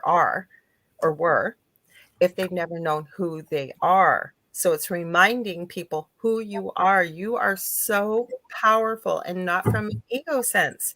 You create with your mind, and people that don't believe this, if you think about it, right? Everything on this planet that didn't come from nature, somebody has thought of, somebody has channeled, somebody has dreamt of, somebody has made the plans up for and has created and brought to fruition, right? Yes, Tesla. He said he got his information from Yep. spirit, from Yep. out there. I used to say this about Star Trek years ago and Star Wars, and I've since read that yes, Gene Roddenberry said he did channel some of this stuff and get it from whether it was another, extraterrestrial race, whether it was from spirit or what, but he channeled it. Yeah. Yeah, absolutely. Speaking of ETs, I've been abducted. I have this thing. I said that before you came on. So many of us in the paranormal, I said, have got ET experiences. So go ahead. I didn't mean to stop you. I'm so excited. It's like what I was talking about before you came on. No memory of it. Driving down a country road, middle of the afternoon, had a Mountain Dew, just saying. And my truck starts missing. The radio starts screwing up. And the next thing I know, it's an hour later, and I'm 10 miles from where I was, sitting at a stop sign with the truck in drive with my foot on the brake. And I'm just like, I blinked my eyes at the lights and I opened them and my phone was ringing. It was my partner, Dell, asking where the heck I was. I was going to the store for 2 minutes and I think there was an hour and a half gone. Don't remember what happened. Opposite direction of where I was, miles and miles away. And I've never seen this building. I've lived here my whole life. I didn't even know if I could get a signal. And he's going, where are you? And I said, I don't know. What do you mean you don't know? I said, I don't know. I could see on my GPS. I have no idea. Yeah. Never found out what happened. I broke my hand a couple weeks after that. And Shannon finally talked me into going in and getting x-rays. I actually said it myself. But he's like, who set your hand? I'm like, I did. He's like, BS, who did it? I'm like, I did. And she's like, yeah, he did. And he's like, you're in the wrong profession. But we did notice something interesting in your x-ray. Right here, it's about the size of a grain of rice. They can tell me it's not wood, it's not metal, it's not plastic, it's not you got an implant. But they can't tell me what it is. Don't let them take it out because it will mysteriously disappear. I guarantee you. Yeah, it's there for some reason. No, I have had so many people that I've known off air and even talked a bit about this on air. They get an implant removed. They don't know what it is. And all of a sudden, nobody knows where it went. Nobody, they can't find out where it went. If it went to pathology and got lost or so, it's always missing after. Yep.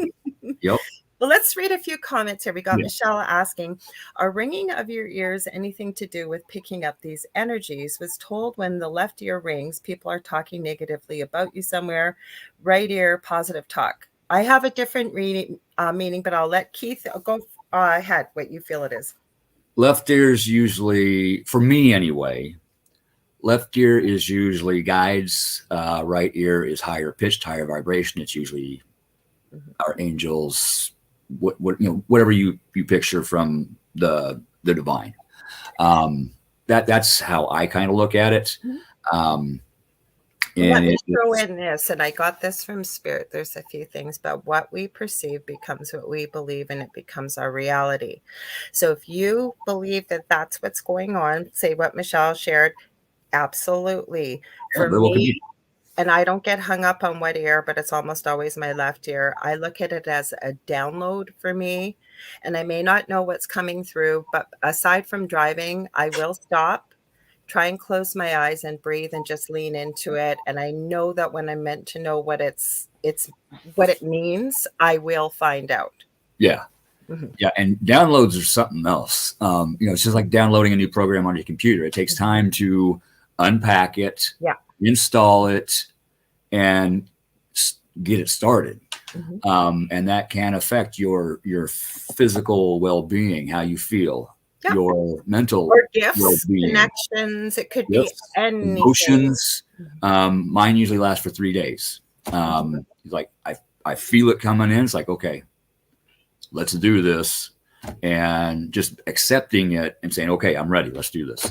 That helps. Mine are quick, usually about a minute or two, and sometimes it'll come in really loud, and I'll have to say within the mind's eye, could you turn it down, please? It's a little it's a little too loud for me. And they'll Yeah. usually put it down. And then, but then again, I think that it really goes far with what we perceive becomes what we believe, and it becomes a reality. Plus, we have to remember, if we believe that we're not here by accident, which I believe, that we're here out of 100 gazillion different lives that we have, and we're here to help our soul grow and evolve.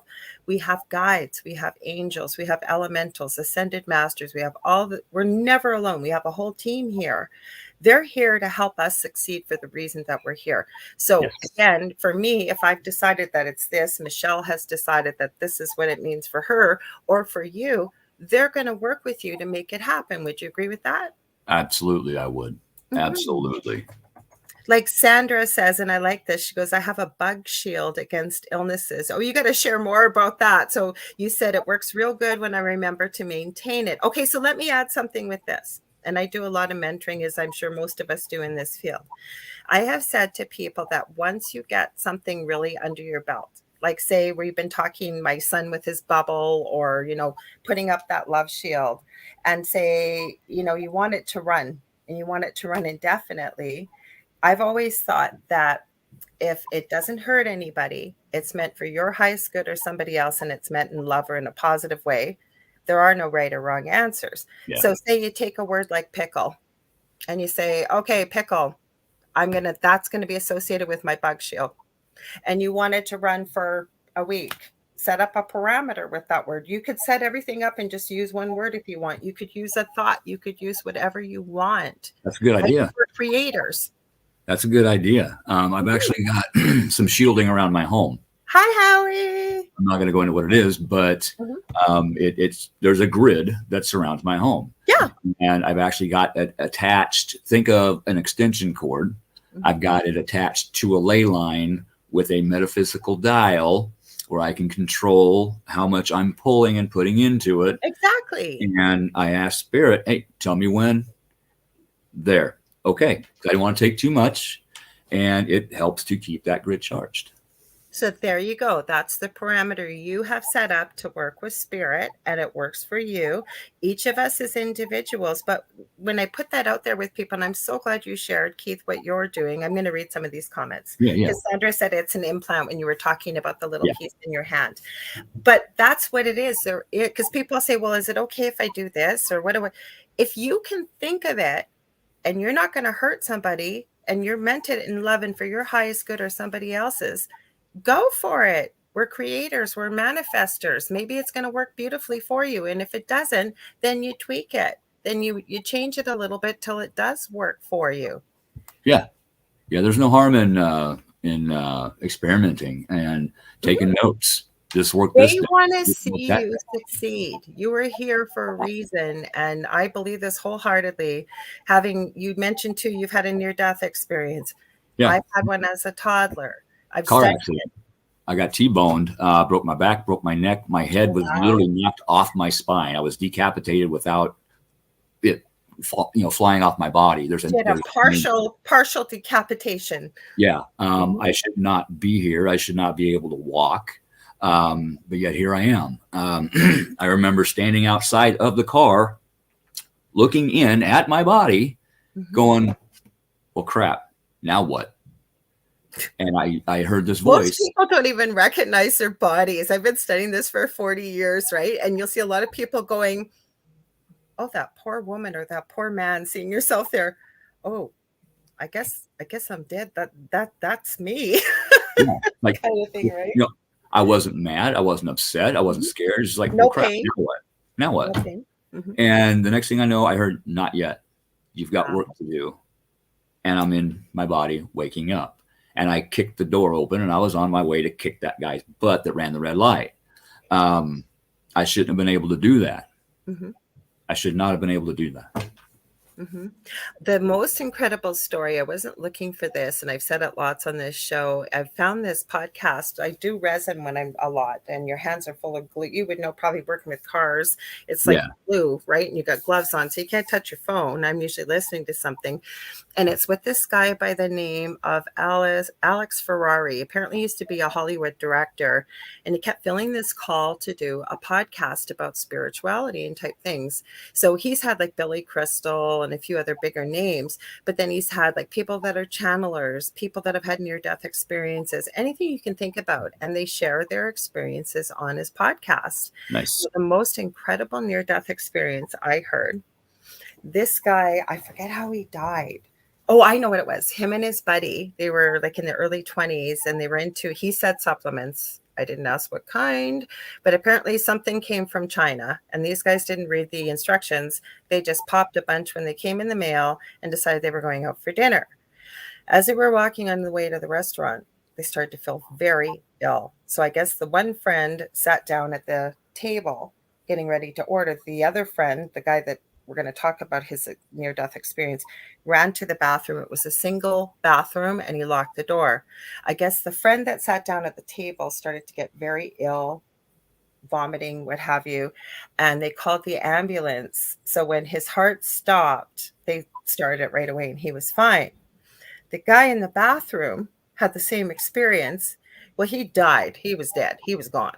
And somebody kept banging on the door, wanted to use the bathroom. Finally, after about a half hour, they call the owner and the owner breaks down the door. So by the time they call the ambulance and everything else, they get there, this guy's body is cold. Mm-hmm. He is in a body bag in the back of the ambulance, he says, with this newbie ambulance attendant and the two veteran guys are driving. This guy's been pronounced already. He's dead. Yeah. He starts seeing this light coming from his, what would have been his chest, and zapping the new ambulance attendant, rookie, only been on the job a week. And I guess it was spirit saying, it's not time, you need to work on this body. And first the rookie ignores it, this guy tells the story. Then I guess finally it wouldn't stop. So this rookie zips him open and starts doing compressions. And the guys in the front are yelling, what the heck are you doing? You can be charged. He's been pronounced, blah, blah, blah. I guess they get a blip on the heart monitor. And so he keeps working. And when they finally get a few more blips on the heart monitor, they happen to be right outside of a hospital because they were going to the funeral home. And this guy is here to tell the story. How does that happen? The guy was dead. His body was cold. Rigor mortis would set in. Spirit. Mm-hmm. It's the only answer I have. To be here. Mm-hmm. Mm-hmm. Well, girl, I hate to, but I'm going to have to jump off. I know you are. You're leaving me. So where you tell people how to get a hold of you and where your podcast is and what's going on. Facebook. I run a show called The Otter's Den.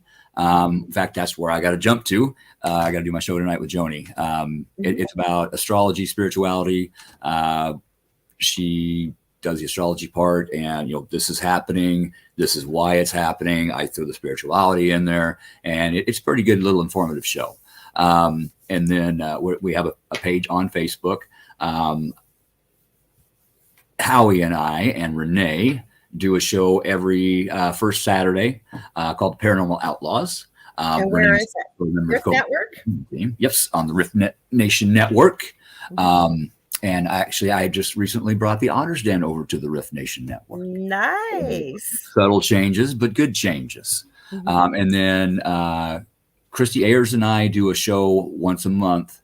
That's all we can do it is once a month, called Drunken Oracle. Oh, wow. It's exactly what it sounds like. Okay. We drink and get hammered and read your oracle and tarot cards. Hilariously horrible. We make things up off the top of our head. It's a comedy show. And we did it when the lockdown started. Mm-hmm. And just to brighten people's lives for a little bit. And it stuck. People liked it, so we still do it. We love making people laugh and forgetting about their day for a little bit.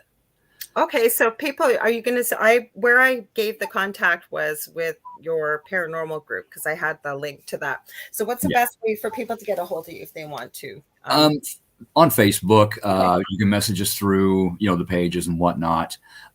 We aren't doing a whole lot with the paranormal team right now. Mm-hmm. Obviously, we got some things going on. I've got this rebuilding my home. Some team members have some health issues that we're dealing with. Mm-hmm. So we're kind of on hiatus, but we are helping people a little here, a little there.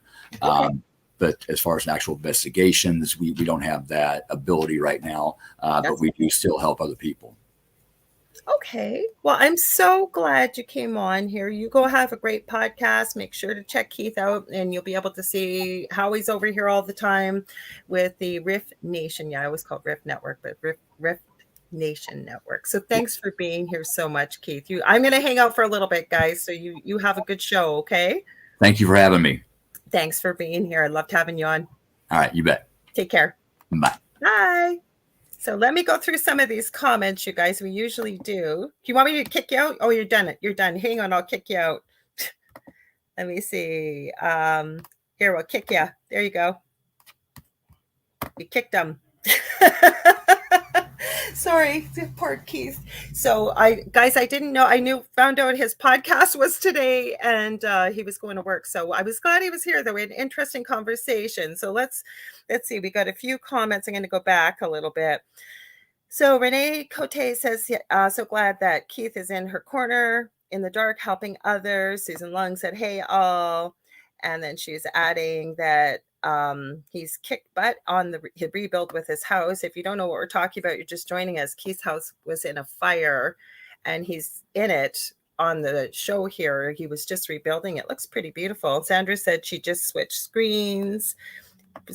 Michelle said she slept in. Well, you got to do that. Actually, Michelle, I slept in today. I never sleep till past 11. I think I went to bed about 4 a.m. So that's a lot of sleep for me. Debbie was here.